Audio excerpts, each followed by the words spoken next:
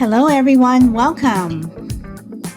Today is the last hump day of April of 2022. This is April 27th, 2022. I am Solid Blue Sister, and this is My Turn to Talk. Hello, Brina. Welcome.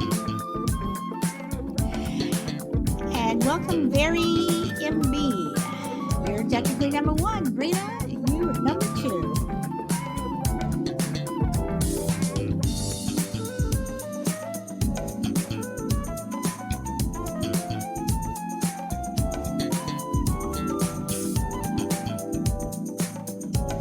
Hey, Frankie, how are you? You're number three.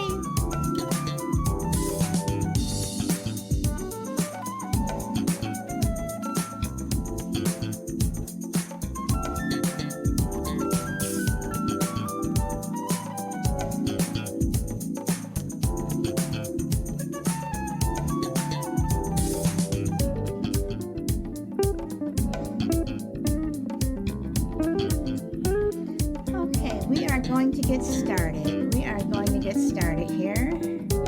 Blue Rock, welcome. Welcome.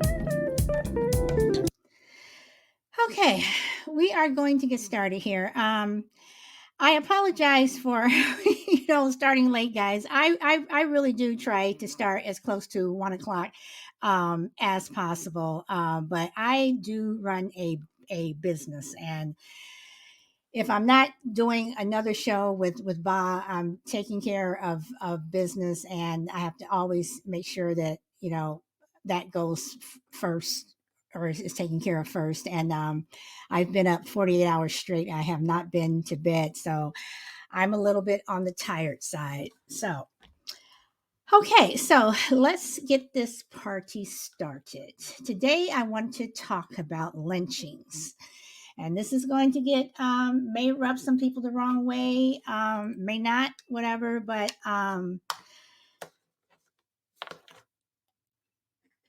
if you guys know who Representative Chip Roy is, he said that lynchings were a metaphor for justice. And he was very adamant. He made the comments during a meeting when they were talking about Asian hate, and Representative Ted Lieu, who is of Asian descent, he got upset with what Representative Chip Roy said, and Chip Roy is also someone who feels very strongly about what he said. You guys can look it up. And he referred to the Old West in terms of how lynchings occurred.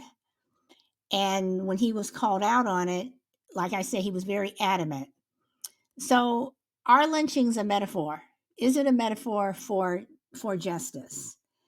And I would also like to add that just in this country, America, we have a history of lynchings, be it in the Old West, or, be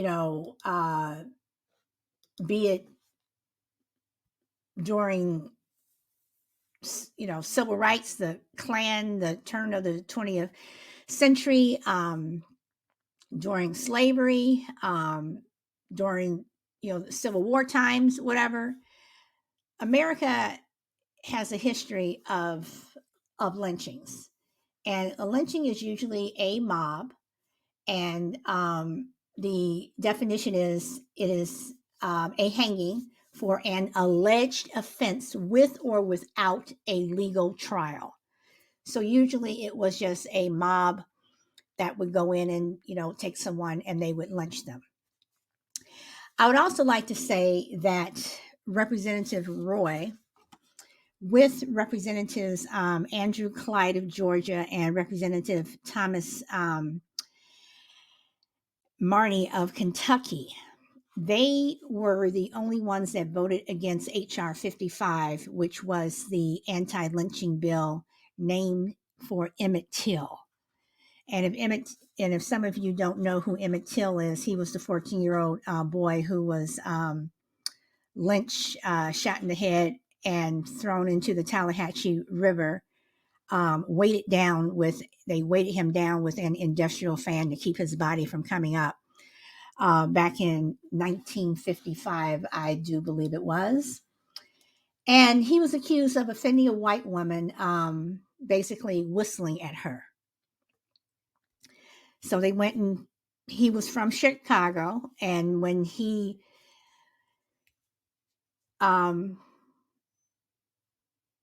Emmett Till went down south to stay with his aunt and uncle for the summer, his mom told him, Emmett, you can't go down south. It's different from up north. And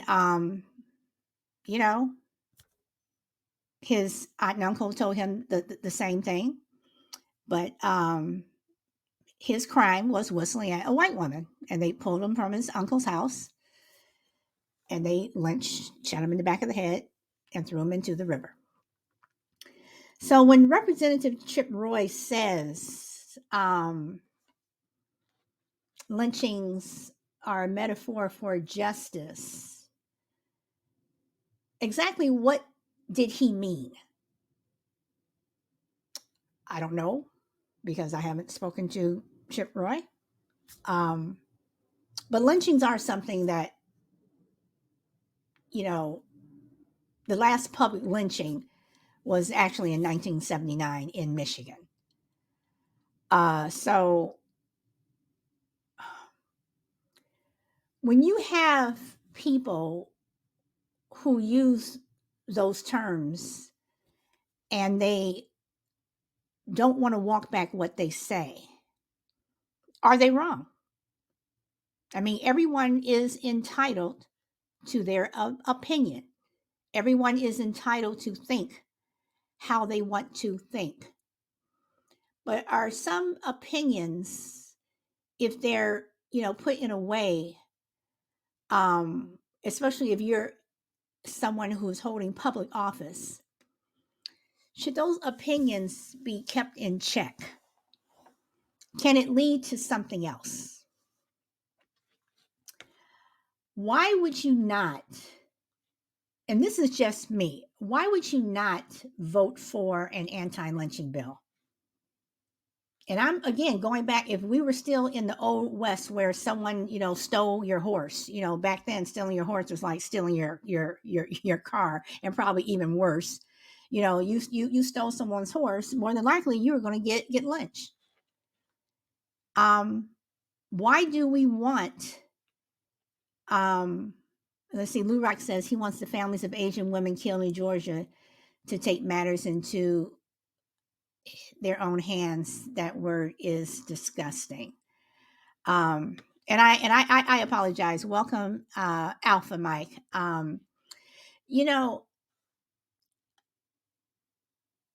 Do we take matters into our own hands? And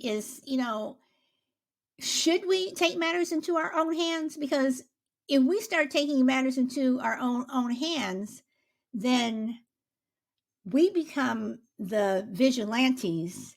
And then do we turn into that mob where we are lynching people? And I don't mean that necessarily literally, where we're literally hanging someone. I mean where we're judging someone without a trial. So welcome, Ashton. So if we took matters into our own hands, and that means that if someone killed your family member or someone cut you off in traffic, you're going to chase them down the freeway or the highway, whatever you call it, and then we have road rage, which we already do. Someone, cuts you off, and it goes beyond giving someone the finger. So if we took matters into our own hands, would we just have total chaos, I mean, what would happen? Lurak says the word has an ugly past. That's all. See, Brina says, I think lynching is an ugly word, especially as reference to justice. The politicians know what they're doing when they use verbiage like that. And Brina, I think that you're absolutely right. And that's why I said when you're in public office, at what point do you have to pull back no matter what you think, no matter what you believe? Should people in public office use words like that? Welcome Doomsday and welcome Chill Will. Let's see. Lurock says, I wanted to know what this show is about, so I watched the video. He described it very clearly in detail. Yes, he did. Um, so Lurock, do you want to come up? Um, so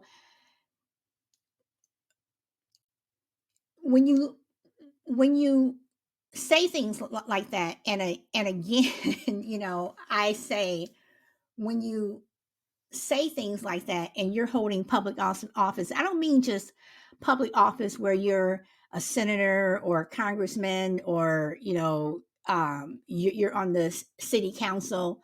um I'm talking about public office if you're on the school board. um I'm talking about any public office where you have some type of clout. um should you use words like that? And Brina says politicians are the most narcissistic and play on the public to go against one another. Okay, Lou Rock, no problems. You're always welcome to come up. And Alpha Mike says, all I know is I hope our next president isn't Biden, Trump, or Kane.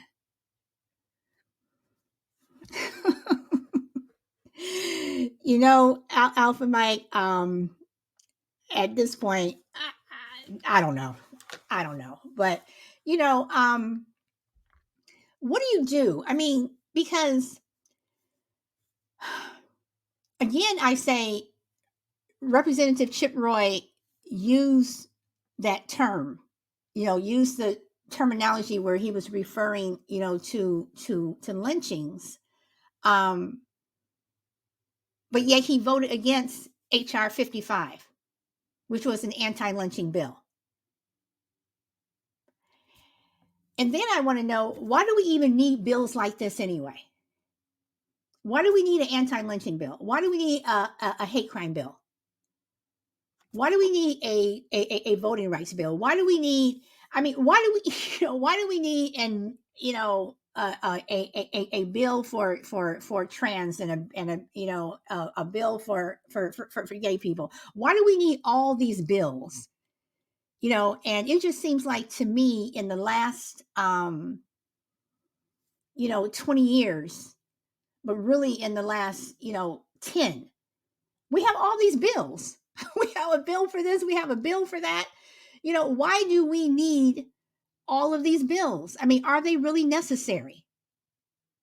On one hand, they are, but on the other hand, I think it's pretty sad that we even have to go that route. And Brennan says hate crime bills are useless unless people stop teaching hate in their homes. That stuff is passed down. Uh, Doom says suffer punishments come with the bills, and it makes people vote right or left. Stiffer punishments come with the bills, and it makes people vote right or left. So, Jester, do you think that that's a bad thing, or do you think that that's what they're intended to do, to either push you to the left or push you to the right? And Brina says they need something to do. They need to feel important. Our tax money well spent. Nope. I agree with you, Lou Rock. Welcome, Juju, and welcome the only crazy lady. But when people make comments, and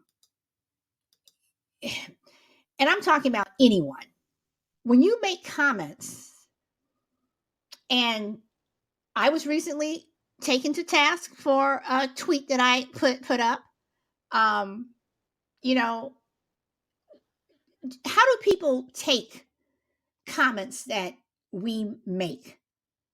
um, does it push people to the left or to the right, or does it just have people who just sit out and say, you know what, I'm just going to stay in my house, don't bother me, just leave me alone. Whatever happens. I'm just going to go with the flow. Welcome, Chill. Did you want to comment? Okay, and Jessica says, I don't think any bill that helps citizens is bad, but anything that separates the people is bad. Okay, all right, Chill. Hey everybody. Um, I was just sitting, actually listening to the panel. I didn't think you was finished. No, I mean, usually I'm usually saying something like the first 2 3 minutes, and then I open it up. Yeah, I thought you was just finished. My bad. So well, in general, they're gonna have bills for everything because everybody trying to get their name on something to say that they made a bill for this and this and third. So that's that's why they got so many bills. I need to be the one to be able to. I passed this bill in my later legislate or my later run for president. I'm the one that passed the bill for this. I'm the one that spearheaded the bill for that. So bills are a way of it's politicking. Number one, it's just a process. There's nothing surprising about it. Sometimes precedence hasn't been set, and they need to put a bill in place for something. It's it's a yeah, it's a thing. So I mean, I don't know if you necessarily need necessarily bills, but you definitely need for like transgenders or something that's new. That's what bills are for. Exactly what bills are for, to set a precedent, to get something established, a legality established, or something of the sort on each level. You got to have it right because it's for order. Unless we it didn't have it, you can't say that somebody broke the law. Can't say that they didn't do or they didn't know or certain things are and it's different statewide, federal wide, citywide, but you got to have them. But they're definitely going to always going to be more bills and more bills. Life is ever changing, right? So it's always going to be bills passed and legislation had. So let me ask this because again, you had I think the vote was 43-3 for the anti-lynching bill. Why do you think? Why would you not vote for a bill like that? Why would you? I mean, they may think it's preposterous like you. Why the fuck do we have need this bill? I'm not voting for this. Like you don't need it. We don't need it. Like it's ridiculous. It may be just that. I don't know. We would have to research the people who are maybe I don't know if them people came out and said it though. I don't know if that's public knowledge. If is that public knowledge? Or I guess it is. Who votes against a bill? It is. It is. Yeah. So if we can find those three people and then find out why, I mean, because I can't. It's you can't fathom like it's almost unfathomable, right? It's like you said. The only thing I can think of is they think it's ridiculous like you, but if not, it has to be well, I'll tell you why. Because on those bills, it's quid pro quo throughout those bills. On that bill might be something that has nothing to do with lynching, but it says, hey, you know what? Let's, fuck the people over on this tax exemption for businesses and, the city of or the area of wherever, or just, that's how the bills work. It may be 200 pages and we're just highlighting the one most important part that they're trying to get past, but it might be a lot of other bull crap on there to where it may hurt my area or may hurt me. So that's how the bills work, and it's ridiculous. That process is ridiculous. You just can't have one thing, put it on one thing without somebody saying, you know what, give me this for me. Like it's actually playing with people's livelihoods and lives, and that's how it works. That's politics. So, do you think that is always been like that? Because if you look Absolutely. at if you look at HR 55, I mean, they're calling it the Emmett Till anti-lynching bill, but basically it was a hate crime bill. That anything that any hate crime that um uh resulted in death or serious injury to your body, or if you kidnap or sexual assault or anything like that, or you tried to kill someone. That's what that bill was. So, but Mm. they just called it, the Emmett Till and anti-lynching bill. Yeah, Um, so that's what I'm saying. I don't know much about it. I can't speak too much. I don't really like really speaking on it because I don't know how the bill is constructed. I if it's other stuff on the bill or if it's just a straight up one piece of legislation. Regardless of whatever, the I guess the best thing with this would be for us to be prepared and try to find out who those three was that voted no, no, against it no. I know. and I know who it was. It was Chip Roy, Andrew Clyde, and Thomas Marney of and then of Kentucky. oh well that's And yeah, one that's was not in surprising. Georgia, and Chip Roy, I do believe, is in Texas. So, but Oh, this is not bad. It's not boding well. it's not, I'm trying to be optimistic, but Kentucky, Georgia, and Texas. Oh, those probably the top three. Top three when you get lynched in today. Oh man. well, Oh man, that's crazy. So well, maybe it's just what we think. Like, hey, hey, we get to do what we please with, with the people in our state. If we want to string them up, we gonna string them up. but even okay, but let's but and crazy ladies here. So, I know you wanted to make a comment, and then I'll make my comment. So, welcome. You have the mic. I'm still giggling over that fucking will. But sometimes they'll do that. Like I feel like sometimes politicians they'll stick something on a bill that they know no one's gonna say, yeah, that's okay. We're gonna vote on that to kill the other part of the bill. You know what I mean? Right. Right. Um, and I think that that's bullcrap that they do that. Because a lot of stuff does slide in. When the public goes, wait a minute, we didn't agree to that. And it's like, oh, yeah, you did. Yeah, we did. It was with this bill, da da da da. You know what I mean? Because people don't want to read the small print. So, if we had a law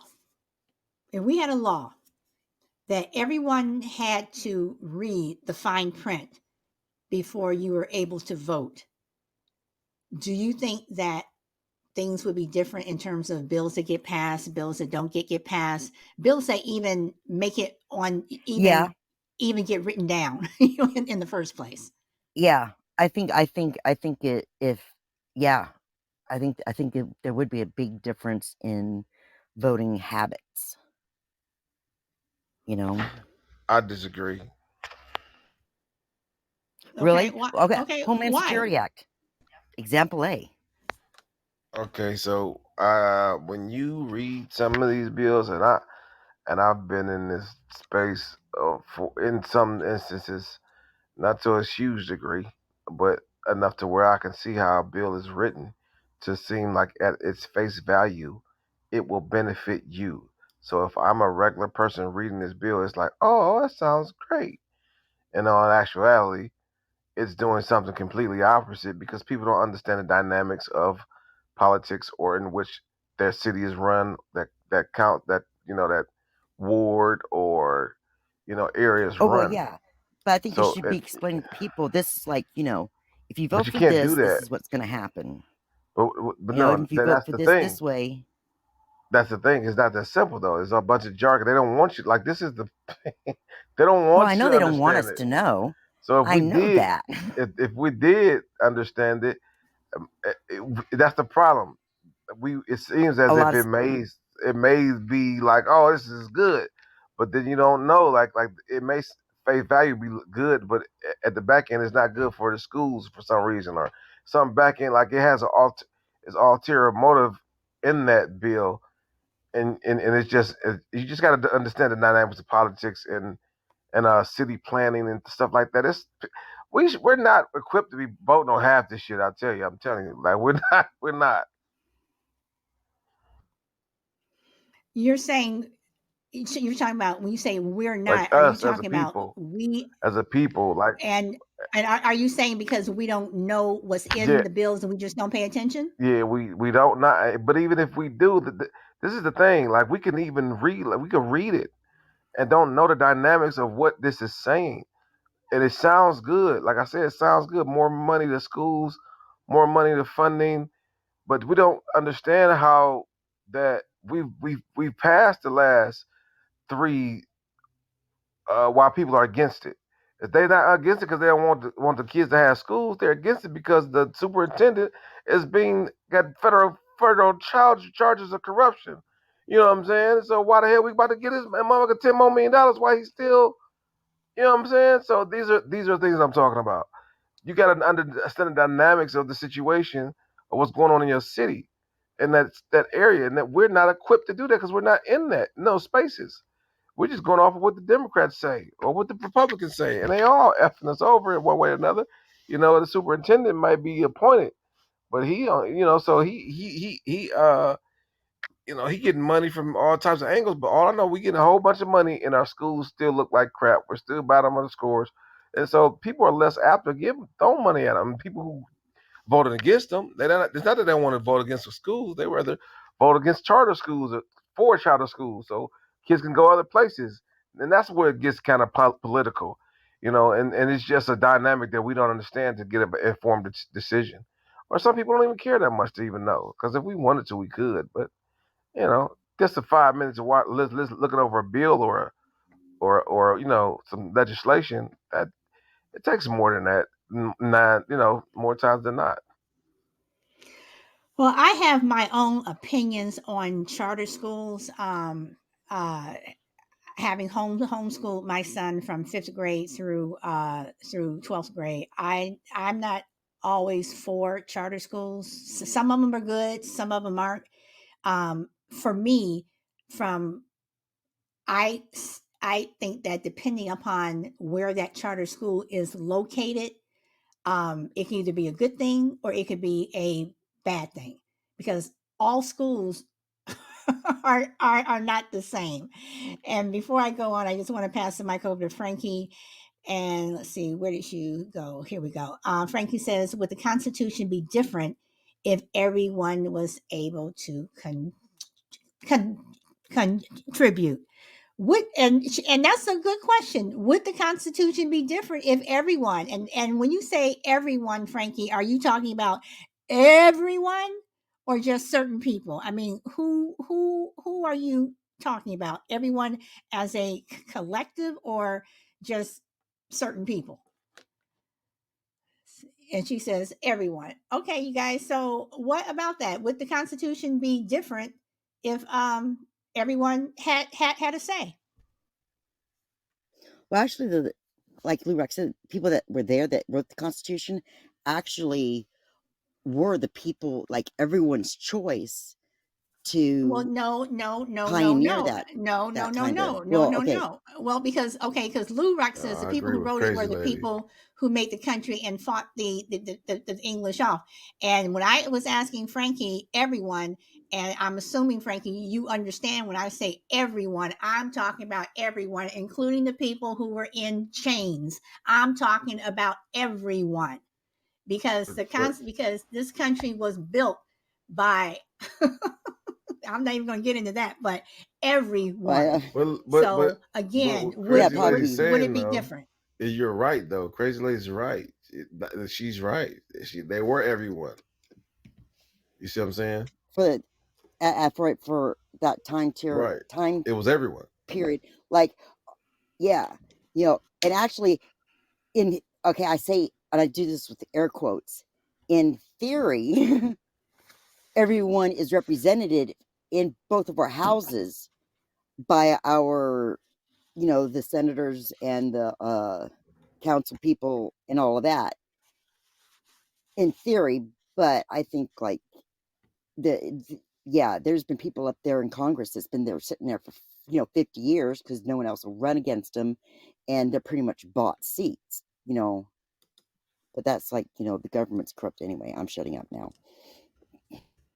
No, I mean, and I understand what you're saying, but Saturday Night Smoke says no way the Constitution would exist if everyone was involved, because it wasn't, and the Constitution, was written by a certain group of people. You had a collective group of people who were basically landowners, and yes, some of them were farmers and what have you, but it was a collective group of people. It didn't include women.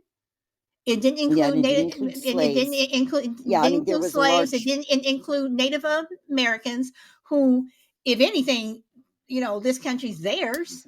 So when you say that it was written by the people who fought the English off, well, what about the people who should the Native Americans should have fought the the settlers off, because they came and took their land. So the Constitution, in my opinion, is a very biased document. It was written for one group of people, and that was it, because everyone did not benefit. And that's why, Frankie, when you made that comment, I was like, that's a good question. Yeah, Ashton says and crazy lady is agreeing, listen before speaking over her. that's why Okay, they Ashton. they they they were able to do the amendments, Okay. and like when they go and they make the, I think that's what they're called, amendments, when they go in and they change like part of the Constitution and stuff. There's like all those amendments and stuff like that. That's why those are there, because um something, what was that word that Will used, where there isn't like a law or something where they had to like go and change it and stuff and all that. Mm-hmm.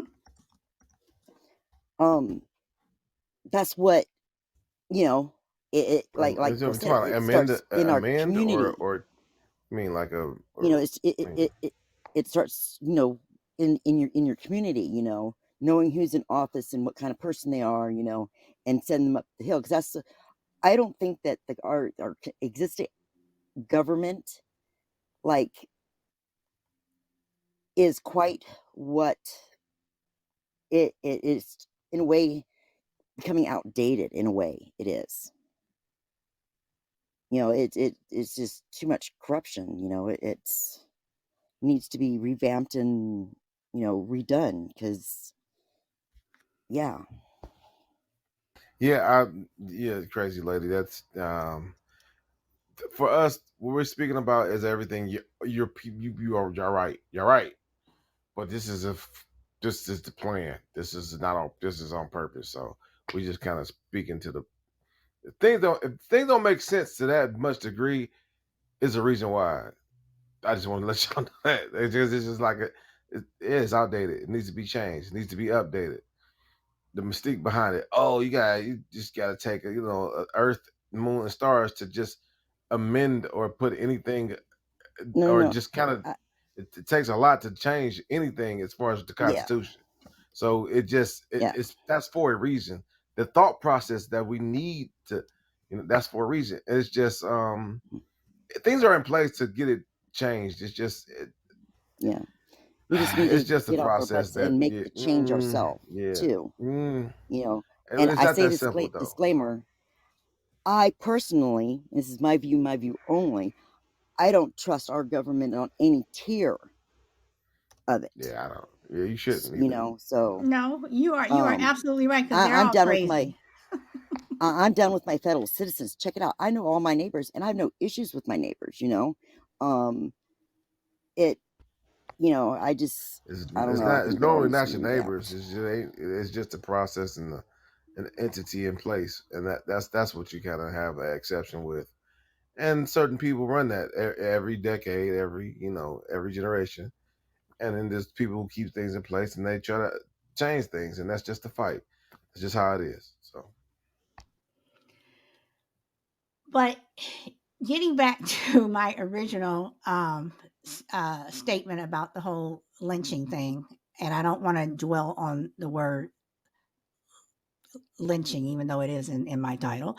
Um, do you think that people who are in power And again, I'm talking about from the school board president or a school board member all the way up to the person sitting in the White House. Do you think that they have a responsibility not to use certain words?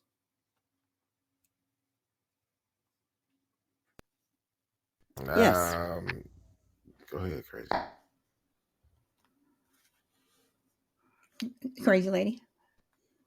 Yes, because they're in a position of power. Okay, they're supposed to be the setting the uh they're our figurehead. Okay, they're representing me, and there's some stuff that falls out of some of those people's mouths. Like, are you serious? You are what the rest of the world looks at and say, oh yeah, that's an American right there for you. Good job. See, I tell you, this is a good show because I'm kind of I have opposing opinion on a lot of this stuff that probably typical people will have. I'm all for you being who the hell you are at any juncture of your life. I want to know actually who you are, so therefore I can vote accordingly.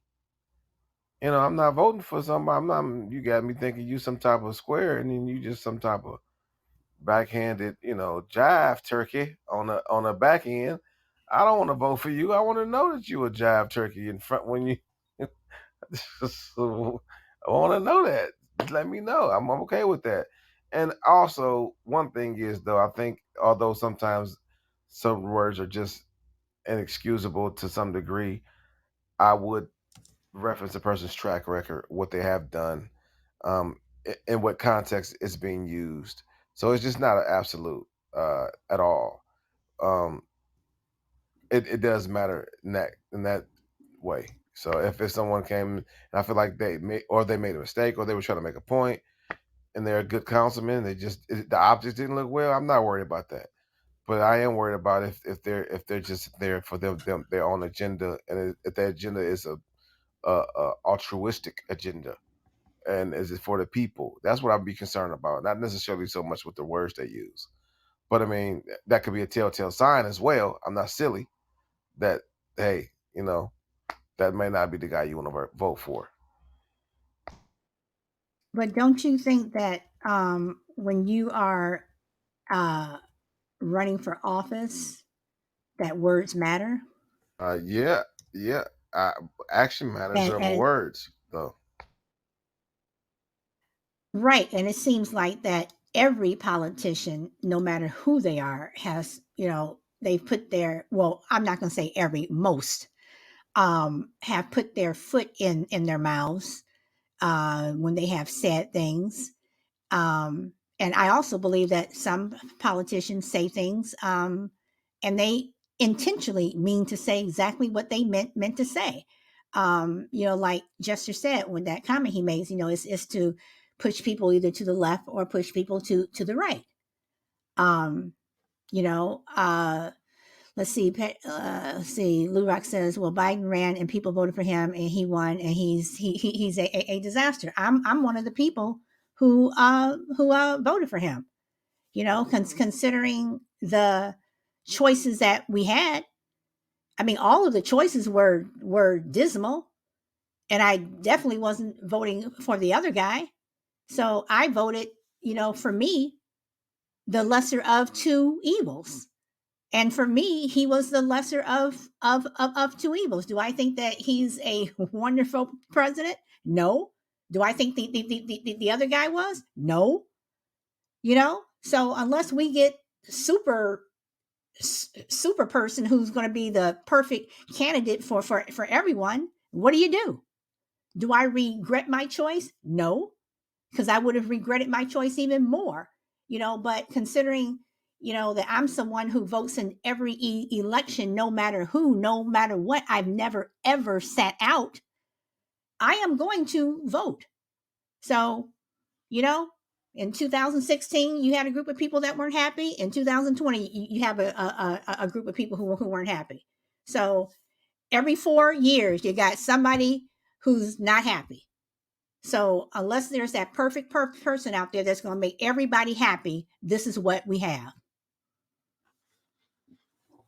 So let's see. Idaho is changing any federal or state land or name can't have squaw in it. Okay. I miss him and hate him too. Okay. Don't miss him. My pocket is getting lesser now. Everyone's pockets have been getting lesser for the last 25 years, last 30 years. And you think that he was the better president? Okay, that's fine. But he wasn't the better president for everyone. So, you know, then I write in no acceptable candidate. And crazy lady, and that's a good point because people can write in. You can write in someone, and people have written in their dogs or whatever their grandmother, whatever. But again, and Shy Lady said it was not a perfect voting option. Absolutely. You had two people who were imperfect. You had two people who one didn't like this one, the other one didn't like this one. So what do you do? So and Grid says, is there such thing as a perfect president? Absolutely not. There may be better people, but are they perfect? No. And people are going to vote their conscience, or they're going to vote for who everybody else is voting for, or or a person. No, Grid, there is no perfect person. So what do you do? But again, do I regret my choice? No. And Brina says, I don't think so. I think most of the politicians forget they work for us. We don't need anyone to save us. They just need to stay out of our way. And Lou Rock says, nah, that's a lie. I'm not sure what you're talking about in terms of a lie. If you're referring to what I just said or what someone said in the chat. And welcome, Tuttles. I'm sorry. Tuttles and Shiley. I'm sorry. Brewster's Millions. I learned that while Trump said everything was his fault, so higher gas prices and inflations are Biden's fault. Lou Rock, and if that's what you think, then that's fine. Every person who is sitting in that White House, it's going to be their fault. It's going to be their fault, no matter what happens. Katrina was Bush's fault. Not that nature came rolling through. Katrina was, they're blaming forest fires out here in California on Newsom.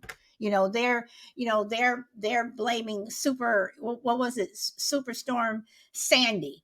I mean, everybody gets blamed. So if that's what people want to do, then that's what they do. Petty Deb says, fortunately for me, I don't care about colonization of other countries. Too busy dealing with the mess in the U.S. But you should, because colonization in other countries, if one country is allowed to do something, then another country is going to get an idea that they can do this or whatever. So it's something that everyone should be concerned about. What, not necessarily the colonization, but what goes on around the world. The debate was a debacle. Wouldn't that say something when, oh my God, we the people, sorry, both candidates are acceptable? Yep. Okay. And Biden is our so-called commander in chief. And I felt the same way about the other guy, so, okay. Yes, Bush. I mean, to me, all of them have abandoned. All of them have, and when you say things like, make America great again, for who? Who was it great for? Because it wasn't great for a lot of people. When you say what was Obama's what was Obama's theme or whatever when he was running, because I had a comment to make about that. But everybody has something, where you can say, well, are you talking about me? Are you talking about me? Because when Yes, you we say, can. but when you, Yes, we can. yes, yes, yes, we can. So you can say, well, who is we? I mean, who is we? When you say, yes, we can, who is we? So when you go to the yes, we can and the make America great again, for who? Because in the 50s, it wasn't great for everybody. In the 60s, it wasn't great for everybody. In the 70s, it wasn't great for everybody. In fact, for the last 400, 500 years, it wasn't great for everybody. So who are you talking about? And yes, we can again. Who is we? So everybody has these little trademarks and slogans that you can pick apart and say, well, you're not talking about me. I'm not, I'm not part of that. So to me, I don't know. You ain't talking about my ass. You ain't talking about me. So I don't know. Well, I do know Let's see, different. uh, Go ahead. that when people also I forgot to say about the bills when you see those three people that voted against those bills, they probably knew it was gonna pass, number one. But why lose my base that got me in my position? Why lose my base? I can just vote no, and the people who put me there be proud of me. You know what I'm saying? Mm-hmm. So that's a thing too. It's not even about it whether it's right or wrong. It's just I'm gonna move with my base because that's politics. And how do I move up? How do I stay in my position? You gotta think about that. So it's strategic. And voting no against that, in a place like Kentucky, Texas, or Georgia, makes sense. A whole lot of sense. Yeah, I mean, so what do you do? Hey, not be surprised and leave their ass where they at. So, shy lady, welcome. Hey, I'm just listening. All right. So, hold on. Let's see. Did somebody Okay, just tripping? I was responding to something, and I want to add on to that. Yes, Obama. His administration has slaughtered families, whatever, and Trump separated families where there are babies out there now who are now 3 years older and 4 years older than what they were before they came over here, who have not been with their families. Bush calls a generational war. People accuse President Johnson, for the Vietnam War and for MIAs. The list can go on and on and on and on and on. I mean, it can go on and on and on and on and on. So we can, keep saying this person did this and this person did that. So while you calling out this person, make sure you call out the person on the other side. One, stop voting career politicians, and two, never vote for a celebrity. Well, if that's the case, then in 2016, then that person shouldn't have gotten that vote. Um, Cages were built by Obama. Yeah, and okay, but uh, but at the same time, who still uses I them? think Who? Kennedy was our last good president. No, hell Like no, for the crazy people. lady. You gotta be. I would need you to go research who that man was. Okay, yeah, he was a womanizer and No, stuff, no, but no, no, like, no, no, no, no. I'm not speaking about that. I don't care about your personal. Like he was getting some coochie. That every president probably do that. I'm not worried about. That's the like least with of my foreign worries. policy, with foreign policy and all that, Oh yeah. So he, I got you. Okay, I could see you that. know, like doing the I could job see of president. that. I can see I think he was our last good president. that. Well, I don't. That was, Oh well. I mean, hey, I got you. I understand. I mean, yeah, he was groomed for the spot. I'm not denying that. Yeah, he was groomed for that spot since, before conception. But I still think he was, with all his policies and stuff, still, one of the, last good Better ones that we presidents. I had. got you. I got you. I'm with you. I'm with you. I'm with you. Well, I did say at the beginning of the show that this could be a contentious show. Whatever. Everyone has their differing views. Whatever. But I think that it's very rare that we have people who are running for office who may go in with no um with no um dirty laundry, um and come out uh clean, because I think that being in politics, especially if you stay in politics for a very long time, which you look at the majority of people in Washington. Well, I can't say that. A lot of the older people who are in Washington on both sides, um, you stay there long enough, you're going to get dirty. So, Yep, they got some trees growing up and down that I mean, hill. I mean, seriously, you're right. You're right. You're Family right. trees going, man. You're right. And Charlie says Ronald Reagan was a celebrity. You know, Schwarzenegger was a celebrity. If you want to call Trump a celebrity, you know. So I mean, so Clint Eastwood when you actually look at was a this good stuff, politician, though. and Frankie He did says, do good. yes, that's why they were made. Okay, so first of all, I don't like the fact of putting people in cages anyway. Forgive me, but I'm sorry, but I don't like that. And I'm not for separating children from their families. That right there, but again, you can sit here and you can say, well, they did this and they did this and they did this and they did this. But then the other person is going to say the same thing. Well, they did this and they did this and they did this. So it's like it's just this ping pong ball that keeps going back and forth, back and forth, back and forth. So yeah, well, he did this. Well, she did this. Well, don't forget. Well, he did this. That's why you all have heard me say before, there are assholes on both sides. And I am a liberal, but I recognize that there are assholes on both sides. I'm willing to call out people on my side, and I'll call out people on the other side. Hell, people call me out. I got called out earlier today. Okay, that's fine.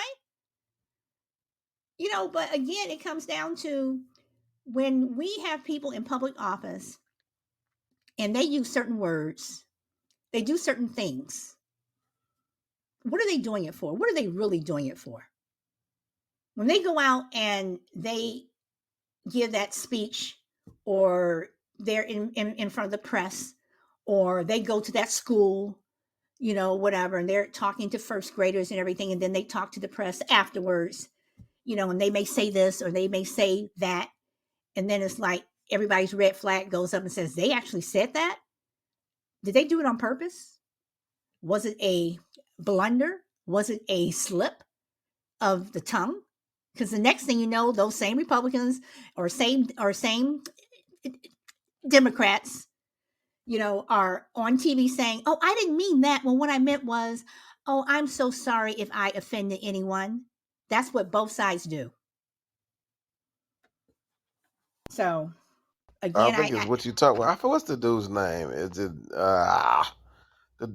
those methods came was that with Reagan? With Reagan, those methods of like the words, like, cause it can they have a whole he has a whole class about, literally, you can go look it up. He has a whole class he would give like in colleges and shit. The dude about how to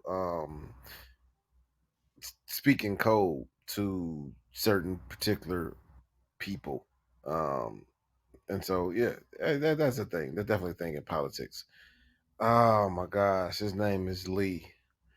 His name is Lee. Lee. It's Lee. Leroy. Leroy. It sounds like a black dude, but he's not. Atwater, is it? Atwater. Lee Atwater, maybe. Something like I'm gonna that. have to, I'm, I I'm want gonna to have say. to I'm gonna look that up. But he's like this, he's like the godfather of like code speech and languages, and people don't even realize that. Like, and he's like he outwardly talks about how they ran a campaign and won the campaign, how they talk to a certain base, letting people know like this is a thing. And yeah, so yeah, that's definitely, I could be wrong on that, but it's a name for it. I could, yeah, Harvey. I think it's a Harvey Atwater or something like that. I could be wrong, definitely, but I want to find out the guy's name. It's a whole process, and those are the people who really run campaigns. Those are the people who really run the world. They're behind the scenes. They don't want to be president. They're just pulling strings to where they can, get things done on their own agenda. So yeah, yeah, it's what it is.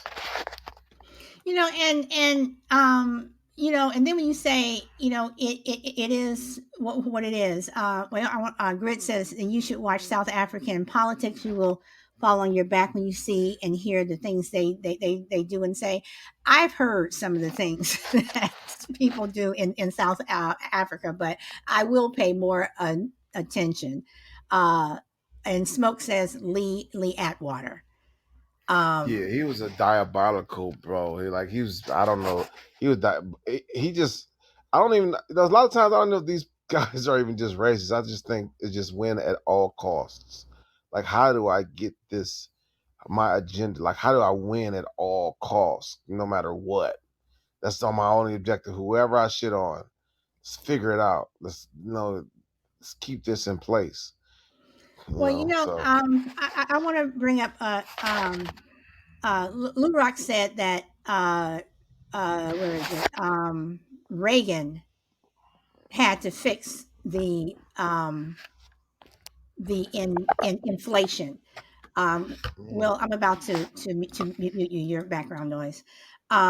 So he had to fix the inflation.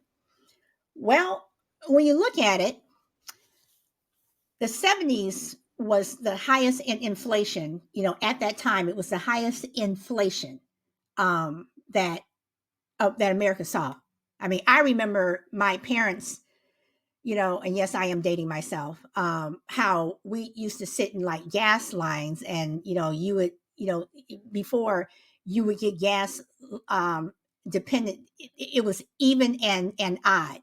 And what that meant was, if it was an even day, if your license plate number ended with an even number, you got gas that day. You were able to get gas. If it was odd, then you got gas on an odd day. I mean, inflation was ridiculous. But then again, we were just coming out of the Vietnam War, which was a total mess, and you had Johnson did not run for a second term. You had Nixon in office, and all that mess with that went on with him with Watergate. um you know and then you had uh who came after who was his vice, Ford. You had that mess, whatever. All this time, the gas prices are going up. Hell, I remember when gas was 38 cents a gallon. 38 cents.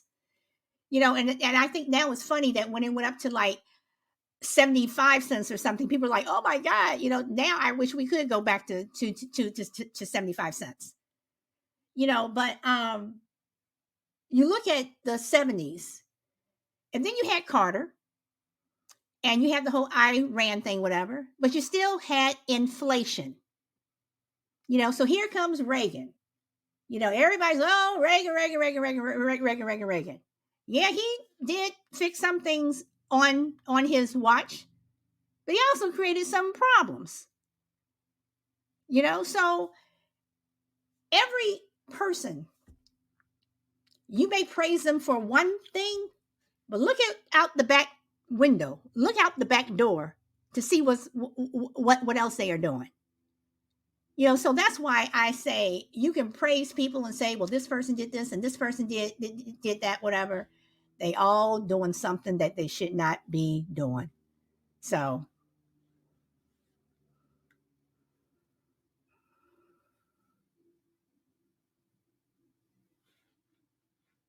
and Crazy Lady says, I remember just say no. I remember just say no. When everybody continued to say yes. People, so I mean, Come on. Come on. Zimbabwe sleep in their cars for days outside a gas station in queues waiting for gas. Okay, and thank you, SBS. Oh, all right. So, shy lady, do you have anything that you would like to say?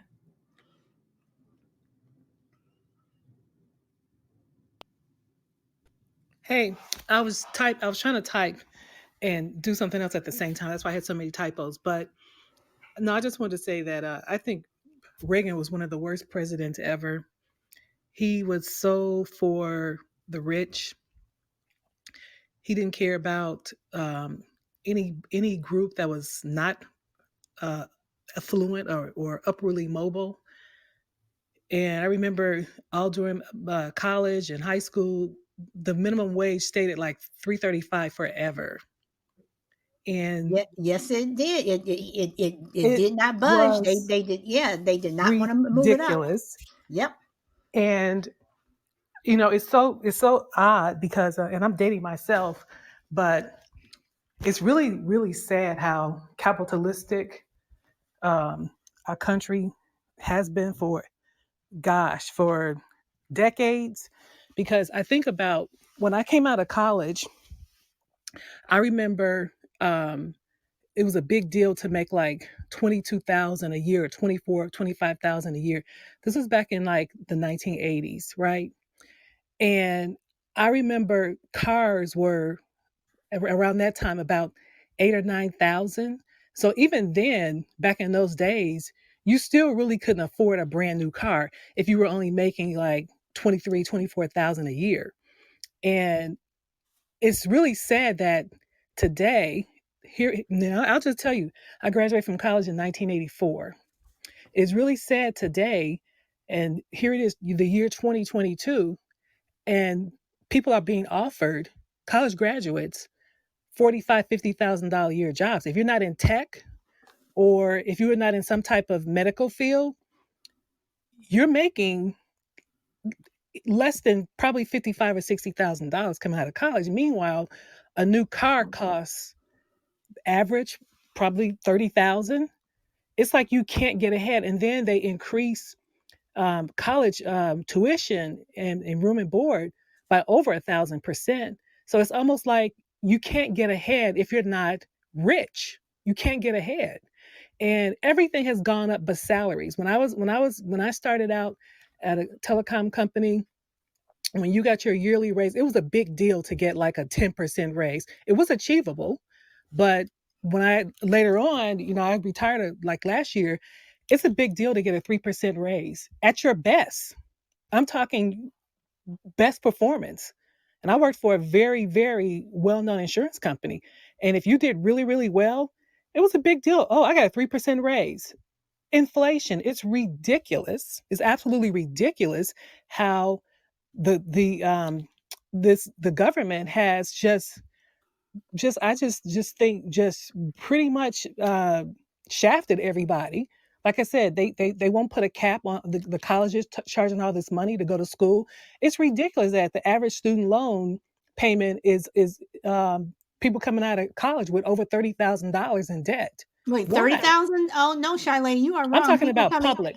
I said, Okay, a no, couple of years because ago, when my daughter was graduating out of college, someone spoke about urging the kids. It was a speaker, I can't remember, but it was a speaker talking to her class. She was a class of 2014 out of high school.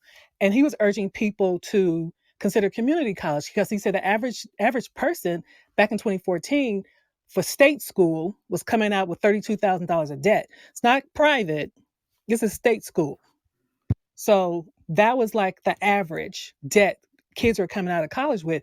You come out of college with $32,000 worth of debt, and you barely can make 50,000. Like I said, if you go to something in tech or maybe something in the medical field, coming right out of college, like maybe dental hygienists, they're making about 75,000 if they get a 4-year degree. But for the most part, if you're majoring in political science or history, just having a degree is not enough. Back in the 80s, just having a degree it get you in the door and you could move up. But now it's it's just so unfortunate how they don't really care about the middle class or the poor. It's all about being rich in America. It's all about the rich. And it's just really sad. And it disappoints me how salaries are not going up, cars are going up, food is going up. I mean, by crazy numbers, housing is going up, apartments are going up, but salaries are staying at 3% and minimum wage is hardly not going up. So how can you win? But that's across the board. You look at the last 20 years or so. I mean, minimum wage has been stuck at, I don't even know, what it is anymore. You have these frontline workers now who are not going back to their jobs because, some of them are saying, why should I go back to work in Walmart or work in a grocery store, whatever, and put things on the shelves or be that person who's, taking stuff off the truck and bring them in, whatever. If I'm only getting this little piddly sum and I can't even pay rent. I mean, you know, you just look at how much it costs to rent an apartment. And I live in a state that is high as hell. But across the board, if you just look at just the cost of living in each state, no one can afford it. And it hasn't been just in the last year. It hasn't just been in the last 2 years or the last 4 years or the last 5 years. It's been like the last 20 years. People cannot afford to live.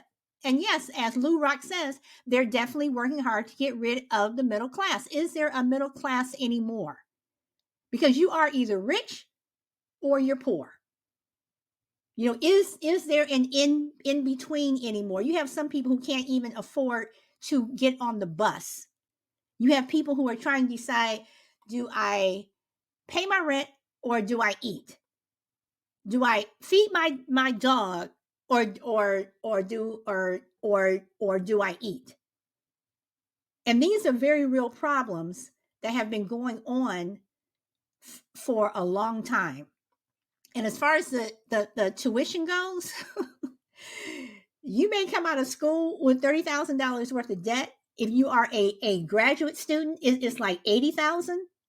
But then when of course you're not paying it all off at one time, and you have people 20 years later, they're still paying off their college debt. And then you add the interest on top of that, that 30,000 has turned into 50,000. So when you die, you more than likely still have college debt. And if your parents co-sign for you, and if you die before your parents are going to get stuck. So what do you do? So now you have people who are, Not pay them shits, I wait mean, 7 years and with bad but credit and which they okay, drop off. no, but you have that, and even having bad credit, that will hurt you. You You'll know, be all so right. so what do you do? I mean, you So pay on it for 10 years and then get it forgave like everybody else. That's just the process. well, but it shouldn't be like that. You're right. And You're again, right. I ask, why are we, it seems like we in America are one of the ones that other countries are able to have some type of health care that is decent. As much as I'm not a fan of Bernie Sanders at all, but the whole, you know, um, uh, college tuition thing. But then again, I'm like, okay, if we do free college tuition, who's going to pay for it? The taxpayers are. So some way or another, we're still going to get screwed. So welcome, Ba. I'm, it's just, what do you do? Because again, and I say this just across the board, whether you're in America, wherever, we've been getting screwed left and right. For me, But you it's know the what? lesser of two evils. I mean, at one point, I even thought about running for office until my father was like, "You better not run for office. You might get shot." So, but I mean, what do you do? Chill. Well, you be aware, like you are. You teach the people around you like you do, and hopefully they will do the same thing. And eventually, when it comes time to assimilate and assemble and fight and vote and whatever, because it has to be from all angles. I'm not a big voting person, and it doesn't do much. I mean, symbolism is a thing, but you can still on your local levels it does, like definitely without unequivocally without that. Your local levels is where it's most important. Federally, it's set in stone who gonna be right there. You're gonna avoid it. There's no way that you can tell me that Biden in the preliminary, voting process was the best suited person for the job. Hillary, but you got about 13 Democrats up there, and you pick the two worst ones. That's not by mistake. So you got to get over that part. So you got to do what you can, and affect it from the all angles. Sometimes you got to state the obvious, but for the most part, just be aware. Number one, and then when it comes to fight, I mean, you can't fight it. Some people don't have the wherewithal. If you don't support the people who you do think that believe in you, but politics has to be done by everybody. I mean, unless everybody has to do it if you want to get in that realm. I don't think the problem is voting for, career politicians or, you know, uh, superstars. I just think putting people in office that don't have the right intentions is a problem. But the main thing is people with the wrong intentions mostly run it. And so, a person like Solid Blue to say that all hell with that, that's what they bank on. They bank on you to not to run because you don't want to deal with all the rigor. Most smart people, I think, moral people and intelligent people, we're not up there for a reason. These people are a lot of these like congressmen, politicians, rich people. They're narcissistic. They don't give a shit about people overall. They're crazy, and they're there for a reason. They're willing to do things for a reason that the person that's just as smart or smarter than them probably wouldn't do because they just got a moral compass that's not, So that's the hard part, I believe. And then, but over years, that's what happens. Um, just like I was mentioning, like call Reagan whatever, but he definitely played on like all of them do though. Like Bill Clinton, people used to call him the first black president. I cringe when people say he was the first black. I cringe, like especially when I hear a black person say it. It disturbs me to the point to where that means you're not educated. So it's my job in that point to just give them a little bit tidbits. Because a lot of times when people got their mind made up, they ain't gonna change it. But let me throw them a loop. Tell them go look at this, look at this, look at that, look at this rule, look at this rule, look at this bill. He ruled a whole 2-3 generations of black family. You know that, right? He ain't the first black. I don't think he first black. Well, he spearheaded a lot of that. So every and one thing you're right about. Every politician has their several things you can point at that we're shitty at. But that mean they all behind closed doors probably fucking and kissing each other, one way or other, and they go back out in the front and act like they just opposing each other that much. But they all playing a game. They all got bread in their pockets, and they go in the same rich conferences, getting paid $300,000 to speak at, and No, I golfing mean, and shit.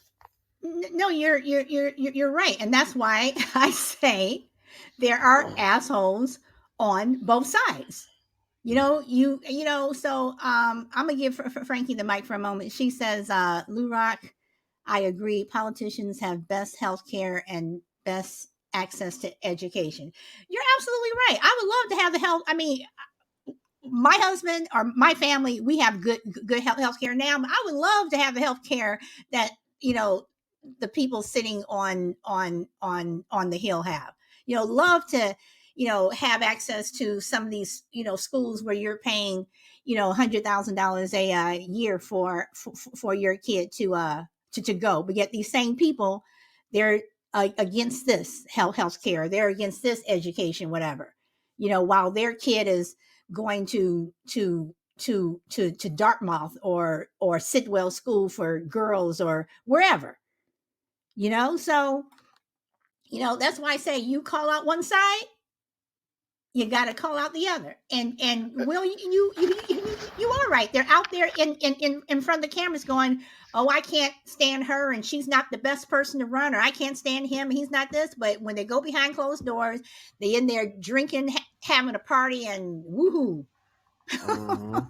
With their drawers off. Yeah, yeah. So I found the dude. I found the speech. It's like about 30 seconds. Whether you agree with Ray, I don't care. But it's just the process of the strategy that maybe even Trump does it. Trump did it. Trump probably made it famous. Reagan used it to get it off. Trump made it famous. But either way, it's everybody does it. Everybody does it. But I don't know if you can hear it. Let me know if you can tell me if you can hear it. But I know I just found a clip about it. I was trying to find it. I thought I don't think I was crazy. Shit, it's not. Oh yeah, this motherfucker. All right, cool. All right, cool. Let me know if you can hear this shit, because it's. You start out in 1954 by saying nigger, nigger, nigger. By 1968, and now y'all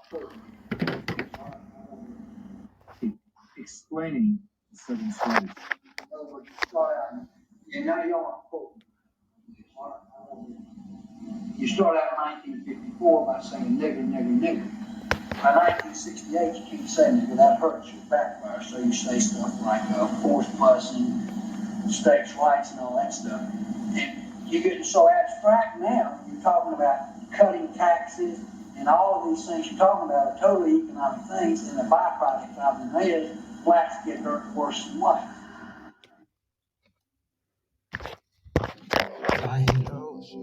I said, you ever do anything like this to me again, But I don't know. Could you hear that? I can hear some of it. Was that Bill So what Clinton he was or saying? who? No, that was the Leah Atwater. He was a campaign strategist for Reagan. He was basically explaining how, like back in '54, you could just say the word, the nigger, like the N word. Just you come out as a Republican strategist. You could just say whatever you want because it was free. And then now you got to say stuff like busing or school. Like certain. He was talking about how you had to make it get super abstract when you start to talk about certain demographics. You know what I'm saying? Cutting taxes or certain things that they use to say, hey, you know what, this is code for, this is possibly gonna put in place where it comes to where end of the day it's one demographic being hurt worse than another. And so that's what the strategies use, because certain shit you just can't say. It gets really kind of complex, but it's a thing. And but at face value, somebody's not looking for that. Just like a regular person, like, oh, he's just saying, cut taxes. He's just saying, how bills are just, like I said, written. Hey, it's just a you go to, if you sell crack and you get caught 3 times, you go to jail. That's all he's saying. So don't sell crack. But the only place to sell crack at is mostly is where. Could we have used a better example other than crack? Well, I can just say that's one thing. That's a bill that was passed. Pretty much by Bill Clinton himself. Yeah. That was used to say, hey, but it was out there. It's not like he didn't know. He passed it anyway. I'm just thinking about that was the easy one that came to mind. So my bad. Okay. I want to comment on what Lou Rock says. He asked, would you call out your own side? Lou Rock, I always do. I have called out I ain't got no Biden. side. I have called out Harris. I have called out all of them. Yeah. And then Bahram says, then why do you partake in their games? Then why vote or partake in their games? And Bahram, I told you why I vote. We have had this talk. I vote because I come from a group of people where I have seen, what my grandparents had to go through to vote. Knowing what, the fact that in 1963, my parents marched on Washington, and back in 1963, they could not vote. So I come from a group of people that I am proud of. and the fact that they sacrifice, and you have some of them who are laying in slave cemeteries with unmarked graves. And if that's something that is hard to understand for some people, and I don't mean that as a slight, but that is why I vote. And if it means that I'm voting for the lesser of two evils, because for me personally, that's what it is, because neither side is doing anything for me, but I will always exercise my right to vote. And as I have said to you, and I have said to other people, and some of you all have heard me say this, I don't care if I'm voting for the dog catcher. I'm going to vote. I have never missed a vote, ever. And hopefully until the day I die, I'll be that. Hopefully I'll live to be 100, because that's what I would like to do. I would like to God to at least let me live to be 100. I want to be that little old lady, past her 100th birthday voting. Here's Miss Salad. She's coming to vote, and people are holding my hand, and taking me up to the voting booth, whatever. I am going to vote. So whether you want to say that I'm playing into it, that is fine. But I have a reason, and the reason that I have are my parents, my grandparents, my aunts and uncles, my two uncles who were lynched. I'm sorry, my two great uncles who were lynched. So that is why I vote. So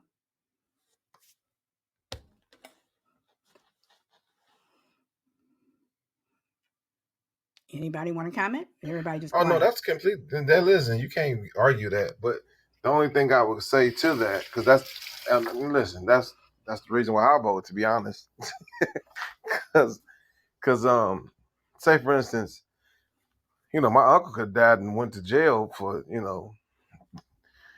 but some bunch of stuff people could have died and went to jail or did crazy stuff for that I could say I'm a support just because that happened, and it could be in a righteous cause or a bad cause.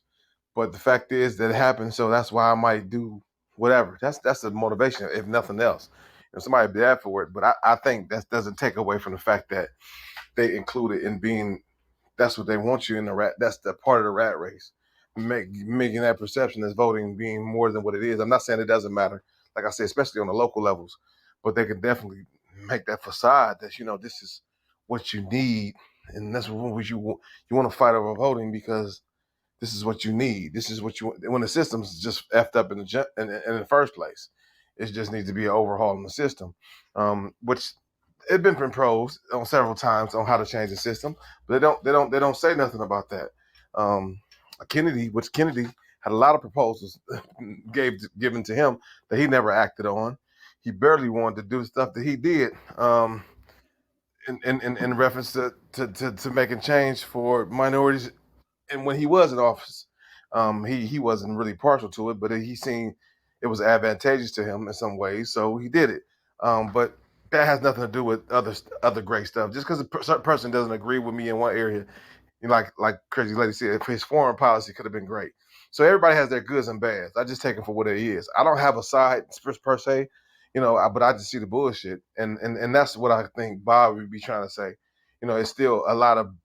I don't want to get into the voting parts of it and how it can be because I still vote just off of what just Solid Blue says, but I can see what he's saying. Like it's just no, I mean, and I understand that. I totally understand the point that he has, but don't knock the people who are voting. And like I said, I am, as far as I'm concerned, I'm voting for my ancestors who are laying in unmarked graves. I'm voting for them. So you can say that my emotions are in it, whatever. But and Lou Rock, I'm going to come back to you too, because when you say what I call out my own side. Shy Lady, I'm about to go down this. Is a tool. Emotions is a tool in which they definitely use to control the masses Hold on. against one another. So Okay, that's a thing. Okay, hold on. I understand what you're saying about that. I understand what you mean about that with the emotions. But I'm gonna tell you where I'm going with this, and somebody will probably laugh at me, or they will smirk, whatever, or not care, and that's fine. And I'm saying this in front of white people, which I probably shouldn't do, because there are some things that you keep in house, and some of you won't know what I mean. But Lou Rock, when you said, "Do I ever call out my own side?" Yes, I do, and I also call out my own. And I'm about to go here. I'm gonna bring up race. I'm not gonna say the N word, because it's not the N word. The word is nigger. That's the word. Whether you want to put an A at the end of it or an ER, it's offensive to me. It's more offensive when my own use it. When you have people who were in chains, who were tortured, maimed, raped, made to work from sunup to sundown. You look at some of their backs and they just have whip marks all over them. To my own, I say, you're going to use the word nigger? Seriously? You're going to sit up here and say it's a greeting? It's a word of affection? It's not. It's a disgusting word that was given to us to humiliate and to degrade. And I have said it before. I have visited 3 slave cemeteries in the last 15 years. And it breaks my heart. Because they're unmarked graves. You don't know who is buried where. Some of them were mass graves. So they don't even get the dignity of a headstone, get the dignity of having their name put on it. But you're going to use that word. Fast forward to the 20th century. Let's talk about voting. Let's talk about the water hoses and the police dogs. And you may say emotion is coming in. You're damn right. When you talk about those 4 little girls who went to church but didn't come out because of a bomb, you look at Emmett Till, who supposedly whistled at a white woman, Carolyn Bryant, who was able to live into her 80s, and this boy was lynched, shot in the back of the head, weighted down with an industrial fan, and put into the Tallahatchie River, where his body was not found for 2 weeks. Shipped him back home to his mother, her only child, and she insisted on an open casket. You can go on any place now and see pictures of his body. That's why I vote. I vote because of what I've seen, the humiliation when we used to drive from Chicago to California. The humiliation that my father had to go through because nobody wanted to give us a hotel room. Where my father had to go to somebody white in order to get us a hotel room.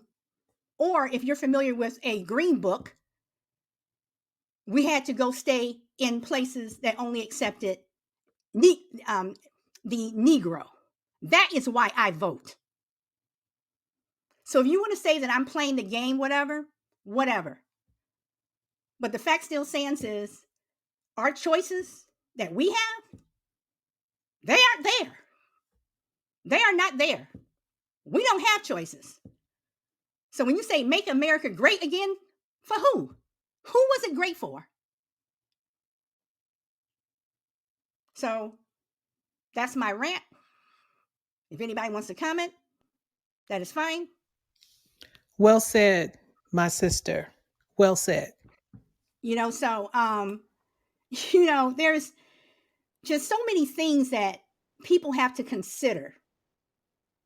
And yeah, again, my emotions are coming out, and I understand, when you say that emotions are something that politicians and these parties, want you to have, and maybe the left has this, or the right has this, but I'm talking about, you know, I am supporting my people.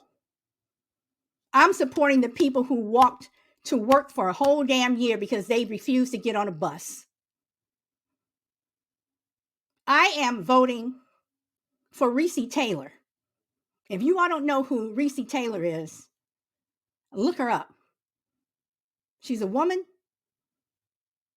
who, in the early 40s, coming home from a church meeting one evening, walking with a friend, kidnapped by 6 men, 6 white men, raped her, and the ringleader said, "You better respond to me as if I were your husband." I'm voting for her. I'm voting for all of them. I'm voting for the ones that didn't get a chance to, the ones who couldn't count and get the amount of jelly beans in a jar. I'm voting for them. So if you want to question why I vote, this is why I vote. And even though the choices are dismal, Chill said that in 2020, that Biden and Clinton or whatever, everybody standing on that stage in 2020 on the Democratic side were dismal. They were awful. Every last one of them, in my opinion. But then again, you look at 2016, all the Republicans that were standing on stage, in my opinion, they were dismal. Every last one of them. 4 years before that, they're all dismal. All of them, every last one of them on both sides. So yes, Lou Rock, I will call out my side and I will call out my own.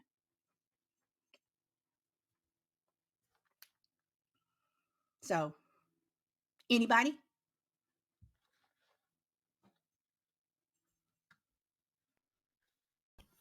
Drop the mic.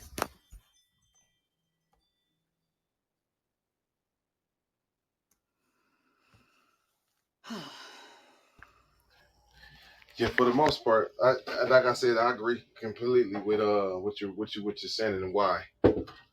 For me, if I'm always going to be honest with people, especially that I have an affinity for, and tell them what I feel like my truth is, and because that's all well said and well done, but that doesn't necessarily mean that they don't use that against us or for them or in that case. So all I'm saying is that we have to be also aware of those things too, and that's it's not a monolithic thing. I don't think. I think it's just a I don't want if you got a booger on your nose, I ain't about to just let you run around being thinking you cute with the damn booger. I'm gonna tell you, hey, you know what?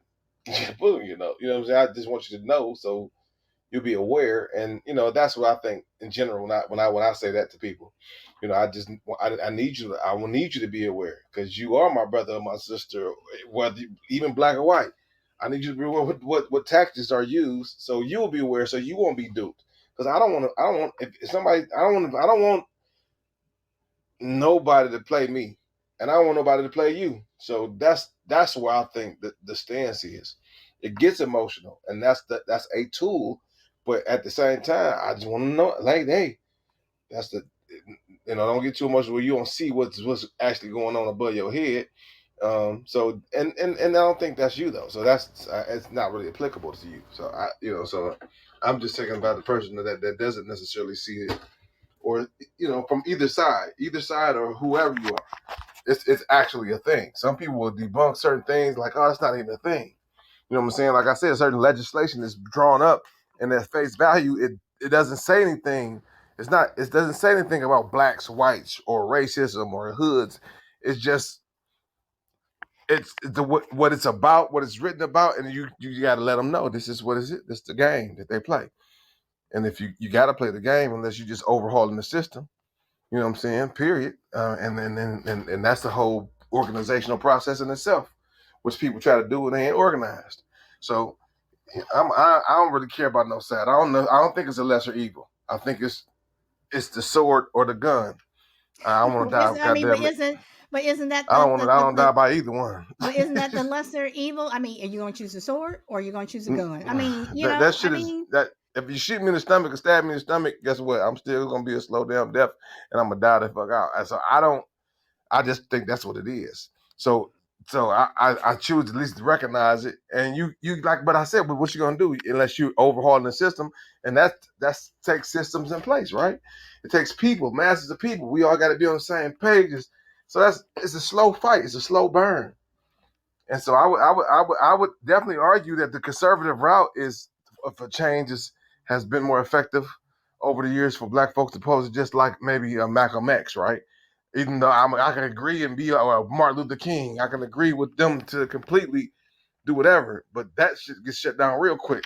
Opposed to maybe somebody going through legislation and changing these here and there. It may not happen in my lifetime. That's what I've learned. So I have to keep that up. You know, keep that. Just know that, and just fight the good fight. Okay, I want to comment on something that Bob said because I'm going through the comments. Cool. He said because racism, I must vote for elites who held slaves is what I hear. If that's what you heard, okay. And then he says, I'm sorry if this is one of those triggering subjects, but I thought everyone here is open to exploring their beliefs and open to push back on those beliefs. And you are. I was telling you why I voted. So if you want to come up and take the mic, and everyone on this panel knows you all push back, but I'm also going to push back.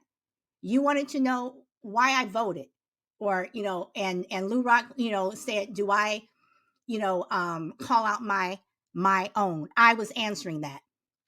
I was telling you in detail why I vote. I was telling Lou Rock in detail that I push back. So if you're taking it that I'm not allowing anyone to explore their own beliefs, then I have no idea what show you are on, because I have never, unless you've called someone a racial slur, or you said something that that you absolutely just should not say, or you're talking about someone in a nasty way. Everyone here knows that whatever you say, you can say. Hell, Lou Rock, we've been going back and forth, with with different things throughout the chat. So this is a space for everyone. If you all would like for me to reiterate it, if you want to push back, push back.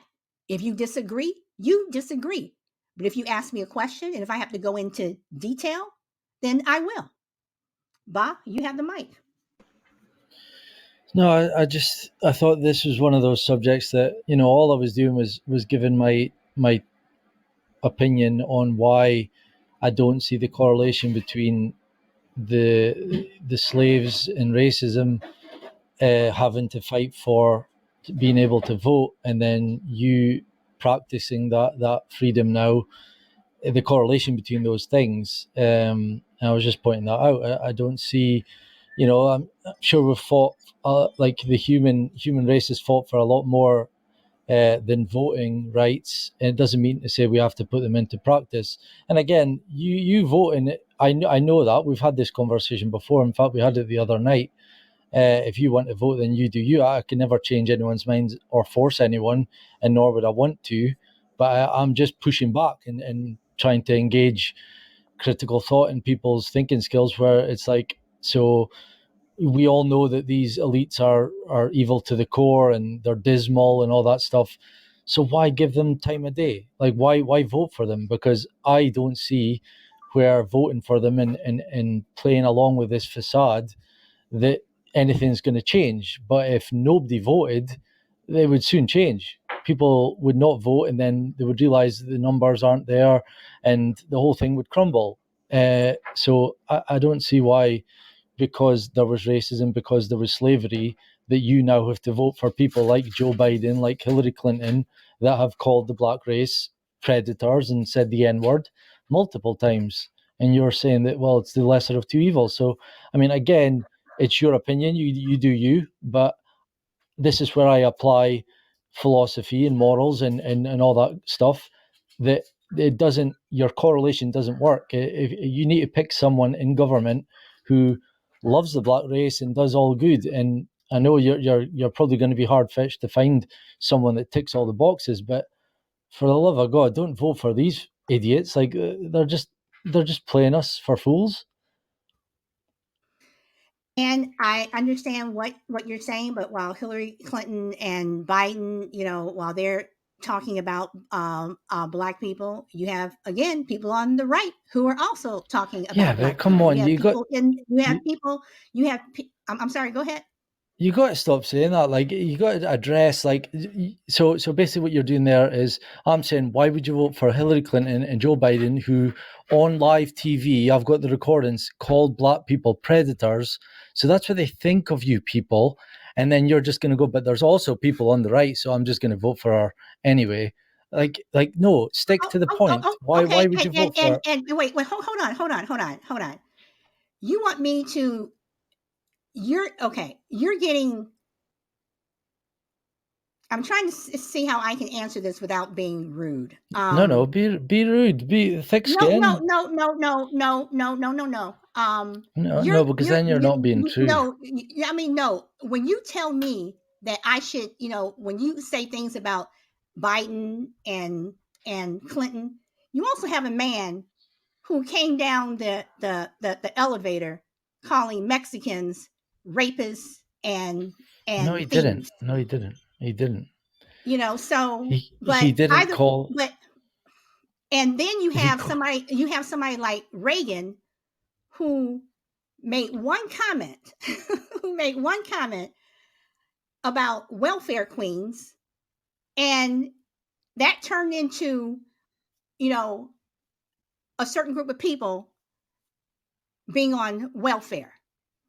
You have Nancy Reagan, who said that this is the land of all the beautiful white people.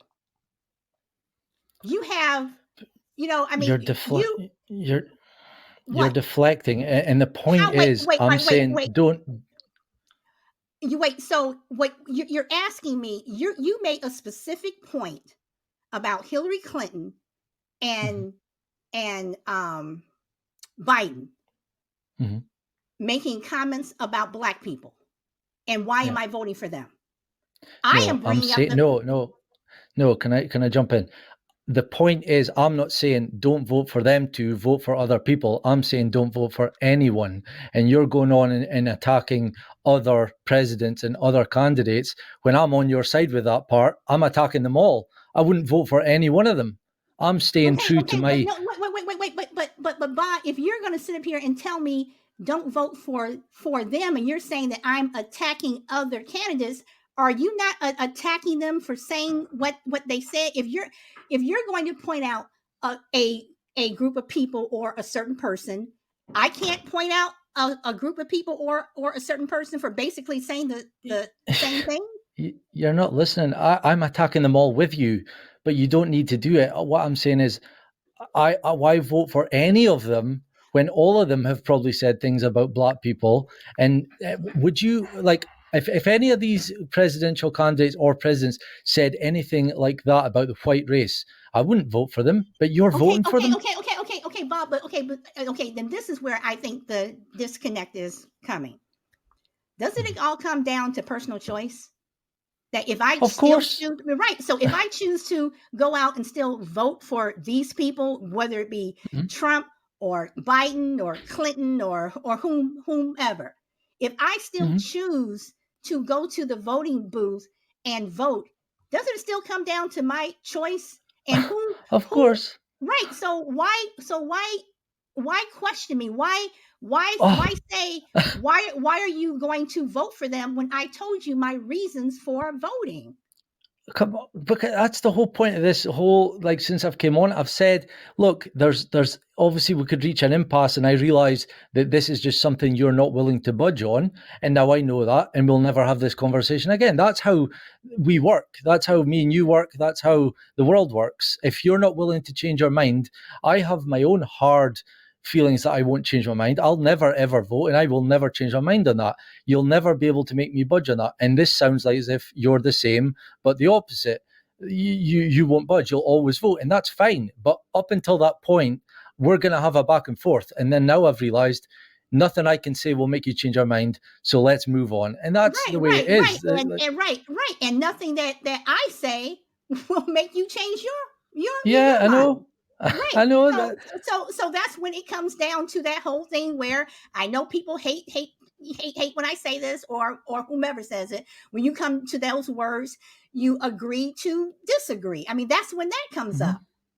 You know, so Yeah, I mean, of course. because there will always be some things that you'll never budge on. I'll never budge on. The person across the street will never budge on. My neighbor, never will. I don't expect everyone to agree with me, and I don't expect to agree with other people. What I do expect and hope is that we can at least respect each other's reasoning for thinking a certain way. Of course, but only after all the evidence has been given. And that's where the first part of the conversation is. I'm pushing back saying, you're voting because there was slavery and black people didn't have the right to vote and they fought for it to vote and now they got it, so you're going to put that into practice. So I would then have to provide a case to change your mind on that, which is, as far as I know off the top of my head, there's things that we fought for in history that are no longer relevant and we wouldn't use now. So don't have that as a moral. Don't use that as a philosophy. And the other thing is, don't vote for people who call your own people predators. And those two things haven't changed your mind. So then let's move forward. That's the way I think. All right. And Ian, we have had this conversation before. And that's when I just say, then, why do we keep having it? Because I wanted everybody on this panel to know how I felt.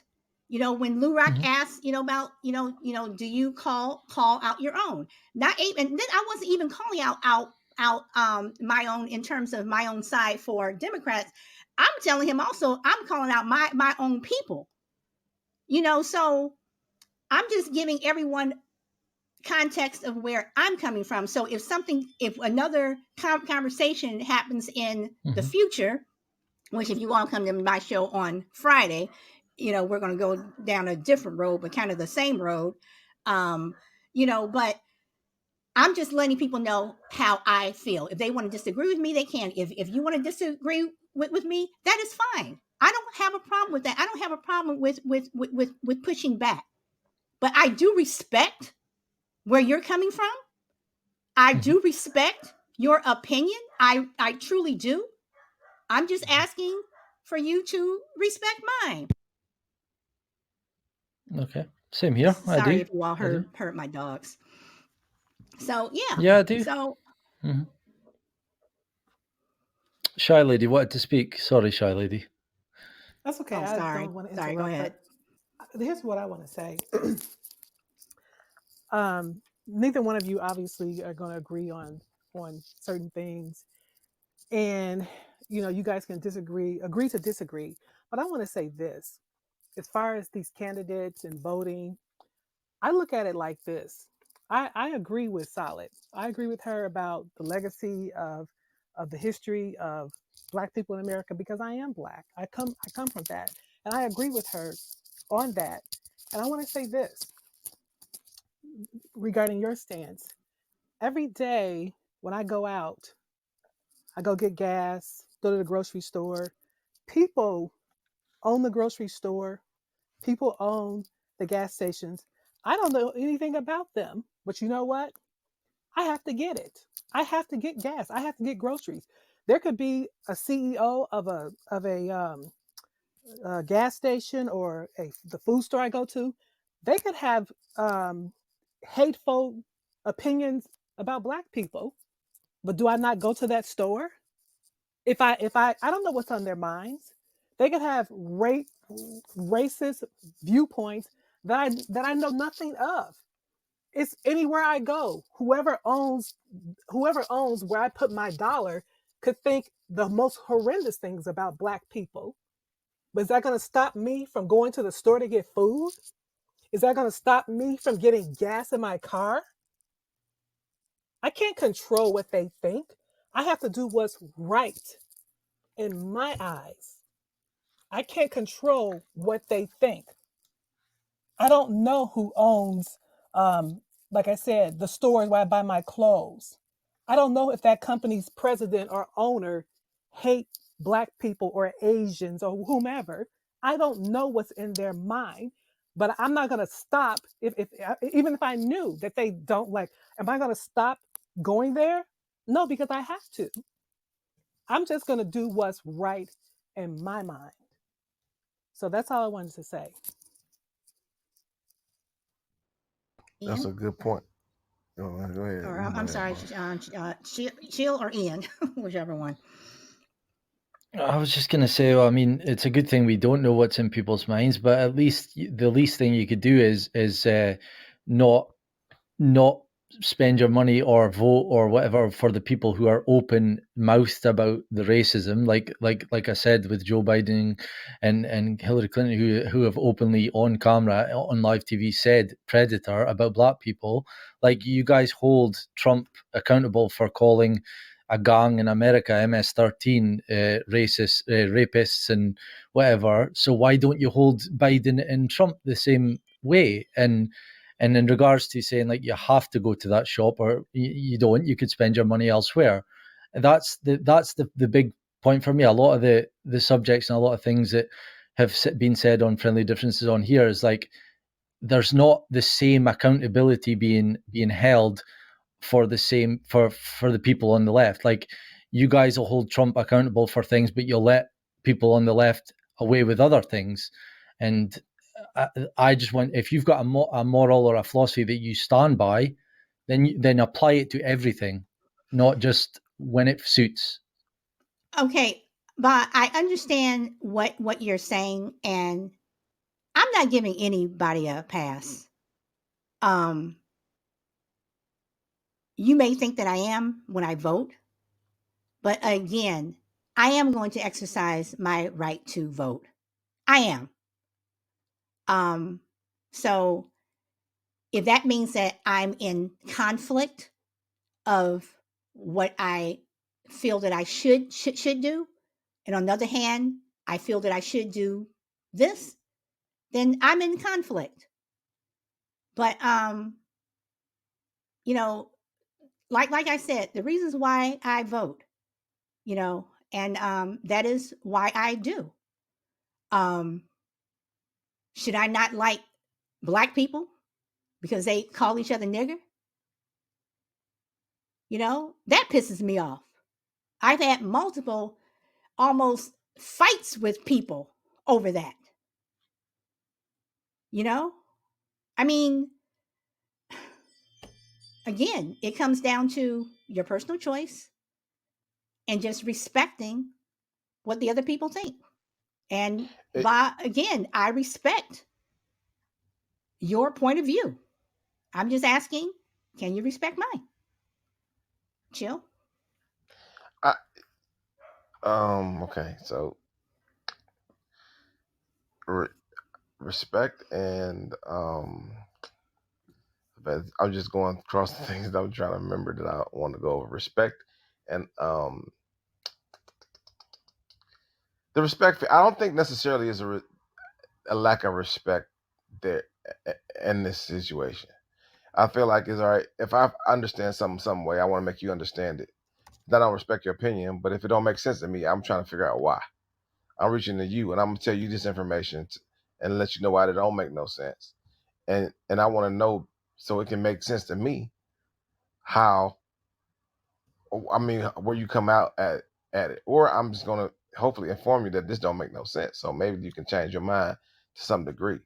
But and so if you don't, if I feel like, oh, I'm giving you this information and it don't make sense to you, I need to make it make sense, and it gets heated, and so therefore, I'll come to an impasse. But I don't think it's necessarily not a respect thing. It's just when I come, I'm big on this. I'm going to give you some information, and I want you to make it make sense to me. Tell me where I'm wrong, where I'm getting it wrong, and that's what the back and forth is for. Like, especially with this subject, with voting. Black folks don't have a benefit to like do a lot of things. We don't own nothing. We can't choose to grow our own crops. We got choices, right? We can do our own crops. We become vegan, or go to a farm. You can't do that. You do got choices. But realistically, in every aspect, I can't. I gotta at one point make a fair exchange with somebody I may not like, but it ain't got nothing to do about if I like them or not. It's a fair exchange. I got money. They got a service or a product. I'm not, I'm not too. I mean, I got to feed my family, or I got to do something for my sick child, or whatever. I'm not that stubborn to where just because I think you hate me, I'm not going to, get what I need out of it. So that's there's a line. That's the duplicity of it. Like, all right, do you, vote for somebody that can't stand you? Because either side, in this case, I feel like it's the same. They both super racist, whether it's Trump or Biden. Both of them was racist. Both of them, I can go use the laundry list of shit that they've done to everybody. Not, Trump was a slumlord to a whole bunch of complexes, which are black, white, Mexican, whatever. He's a slumlord. So he don't give a shit about nobody except his damn self in a lot of ways. He can be all of that. But overall, the fact is that if he says, hey, you know what? I'm going to pass a bill that says that, and he does it. I know he's just using. That's what politics are for. That's exactly what it's for. It's not about if you love or like these people. It's exactly what it's for. It's a fair exchange. It's quid pro quo. It's all business. You may not have to do business with the enemy to help yourself. And I think that's what they're saying in general. So I understand it. But it's not like one or the other. Like, all right, well, since I vote for this person, I can't get nothing out of it. If you feel like it's the lesser evil, that's what you do. I don't feel like it's the lesser evil. I kind of agree with you as far as the whole process. The system in general is flawed, and these are the ways that they use um, to have us super into voting. That's how the Democrats keep black folks. Let's not say nothing bad about the black folks outwardly, so we can just keep their vote, and like that. These are mind tricks because they know we're emotional about certain things, and so they use that for us. And we're gonna do it because it's for us. It's real. For them, it's just a tool to keep the black vote. And so I'm definitely gonna put it out there. I don't think it ain't got nothing to do with who calls who what. It's just the process, the system to me, to how they manipulate things. And that's what I would be more concerned about a guy that calls you, people gonna say racist shit. They're gonna think racist shit. Fuck them. But the process is you taking my vote for granted. You take it, or just the whole. It's a bigger process to where they use emotions and blacks versus whites, rich versus poor. That's the whole thing. All right. I'm getting at the. We're at the 1 hour and 58 mark, and I don't want to get cut off. Okay, so people have had their opinions. I've been called a hypocrite, but I have been called a hypocrite before. I think what I think. You all think what you think. Everybody has their own views, and politics, racism, Well, hell, sexism. everybody's a hypocrite. That's the case. Chill, hold on. Those are things that supposedly you can't talk about, and you're right. Maybe we are every last one of us. We are hypocrites. So you can take this and leave with thinking people are one way or the other. That is your choice. But you have your beliefs, and I have mine. And I am going to say, and I'm going to say this again, I truly respect what everyone says. I may not agree with you. I might necessarily like what you say, but I do respect it. Because if that's your choice and your opinion, then God bless you. And on that note, I am going to be disconnecting people from the panel. So I will be disconnecting people from the panel. So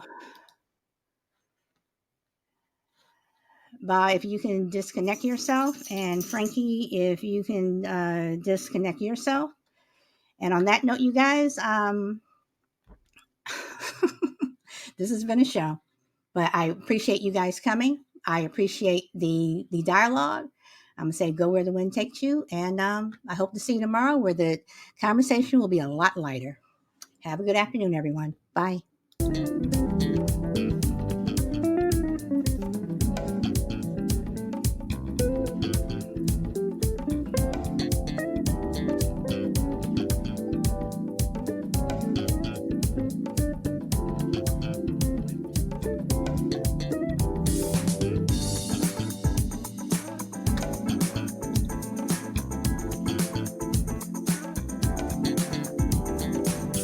And thank you, Frankie, for your Podbean, and thank you everyone for your likes. I do appreciate it. And Lou Rock, thank you for the conversation in the chat. Rena, thank you. Thank you very much. You gave me flowers and love. Thank you. I appreciate it. Tuttles, thank you for sticking around. You're welcome, Bob. Peace, Juju.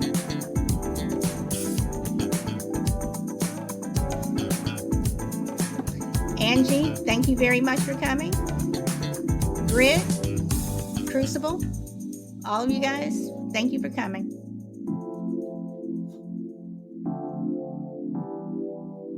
Enjoy the rest of your day, everyone. Bye.